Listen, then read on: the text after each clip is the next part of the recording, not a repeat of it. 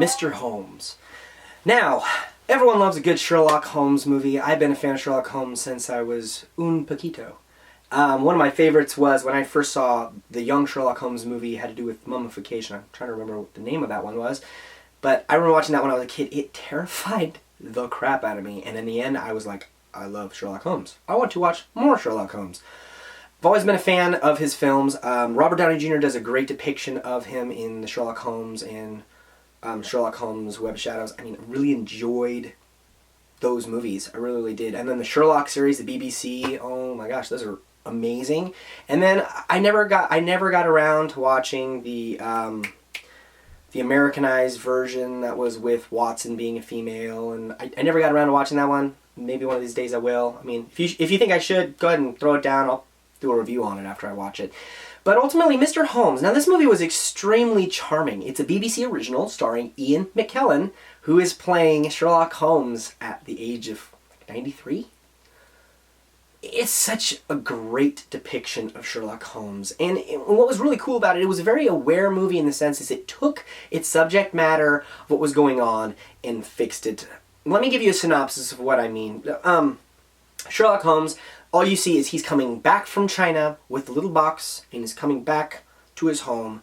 He's like 93 years old, and while he's going through with that, he remembers reading Watson's novels that he wrote and saying they were all rubbish. Except for the last one he said was so rubbish, he had to rewrite it because it was not in the way he remembered it being. So now he's trying to deal with his amnesia, or not amnesia, his Alzheimer's, to try and fix and write the story up before he forgets. While that's going on, you see that story. You also see the flashbacks of him in China. And then you also see a story between him, his house, this housemaid, and her child unravel. And all three of the stories beautifully crescendo together and give you this wonderful, beautiful Sherlock Holmes moment. If you are a fan of Sherlock Holmes, you will love this movie. It's got so much intrigue and so much style, and I will say the cinematography was incredible. There's breathtaking at moments when they're doing these pans of the sides or the countryside, and you're just blown away. Ian McKellen delivers such a strong performance. The ending of this movie is just very strong, and it delivers a very good impact. I've always been a fan of Ian McKellen, but this one really just put him at another notch for me. It just was really, really just an incredible movie. The music, everything. I really don't have too many complaints with it. Okay, that's a lie. I do have a couple complaints. One of my big complaints was the pacing. It is a Sherlock Holmes movie, and it has enough intrigue to bring you and dial you into it. But there is that slow pacing that after a while can start to get on you. But I mean, ultimately, it was still great. But if you're not a fan of Sherlock Holmes and you don't like a movie that's putting you on a roller coaster ride and you have no idea what's going on, this movie you will hate. You will not like it. I'm a fan of those movies, so in the end, I really enjoyed it. But I could tell there's a lot of people that would watch this and in the end go, no. That's why it's got like a 6.9 on IMDb. Specifically because people just couldn't appreciate it. It's on Hulu. It's a BBC original. Pretty awesome. In the end of the day, I recommend it and give it a thumbs up. I really enjoyed Ian McKellen's his whole performance, and I enjoyed the cinematography and the music. It fit for me. It also hit all the nostalgia buttons all the Sherlock Holmes have managed to hit, and hit it right on the button for me. This is rated PG. Parents, I can't think of anything objectionable in this film.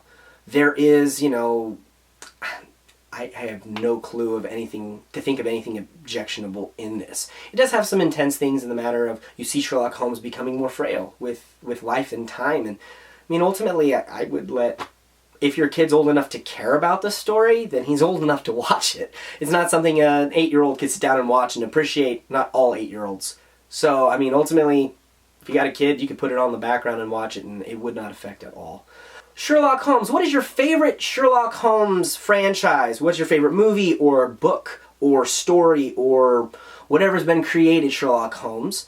I remember growing up, one of my favorites was Sherlock Holmes from the 22nd century. It was this ridiculous, cheesy cartoon about Sherlock Holmes being frozen in time, and they create a mechanical Watson, and he's got to chase down a Moriarty from the future. It's just totally ridiculous, but when I was a kid, I was like, I couldn't get enough of it. It's got such nostalgia for me. I'd love to hear what your favorite Sherlock Holmes moment, memory, any of that stuff is. And if you got any movies you want to hear me review, go ahead and shoot them down in the comments below and let me know. If you could like and subscribe, that would really help me out. But in the end of the day, I really, really liked Mr. Holmes.